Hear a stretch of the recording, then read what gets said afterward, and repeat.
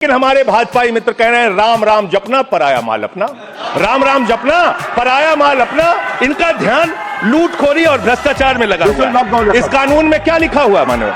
इस कानून में लिखा हुआ है, इस कानून में लिखा हुआ है मान्यवर, इसमें लिखा हुआ है कि 40% हिस्सा राज्य सरकारें देंगी, 60% हिस्सा केंद्र सरकार देगी। पहले 90% हिस्सा केंद्र सरकार देती थी, 10% हिस्सा राज्य सरकारें देती थी। आज तो ज्यादातर राज्य सरकारें आपकी नीतियों की बदौलत, आप जीएसटी का पैसा खाते हैं, राज्यों के टैक्स का पैसा खाते हैं, आपने राज्यों को खोखला कर दिया, आपने राज्यों को कर्ज में डुबा दिया।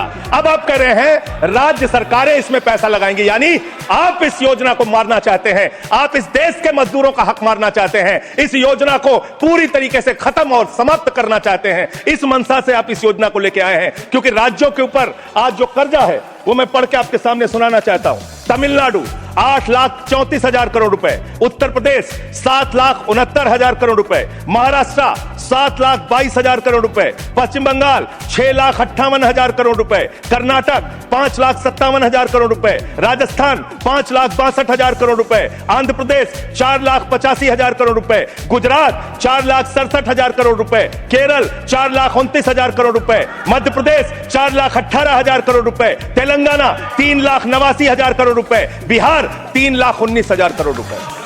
ये कर्जे में डूबे हुए राज्यों से, ये कर्जे में डूबे हुए राज्यों से आप ये कह रहे हैं कि 40% पैसा लगाओ, यानी कि सर आप ये हम बोल रहे हैं, कौन बोल रहा है सर?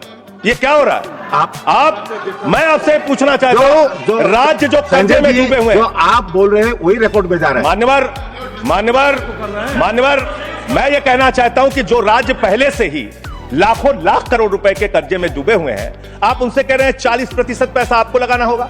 आप इस योजना में कह रहे हैं कि आप एरिया तय करेंगे, एरिया आप निर्धारित करेंगे कहां पे ये आपकी स्कीम लागू होगी या नहीं लागू होगी, इसको आप तय करेंगे। ये कितने 125 दिन की आप बात कर रहे हैं मान्यवर? आंकड़ा उठाकर देख लीजिए, मंत्री जी यहां पर मौजूद हैं। 100 दिन के रोजगार की गारंटी है मनरेगा योजना में, लेकिन औसतन पूरे हिंदुस्तान में 50 दिन से ज्यादा रोजगार आपने नहीं दिया।